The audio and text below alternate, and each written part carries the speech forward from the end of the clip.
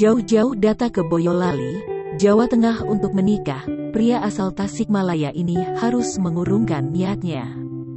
Sang calon istri disebut membatalkan pernikahan pada Jumat tanggal 6 Agustus tahun 2021 seusai bertemu dengan sang mantan pacar.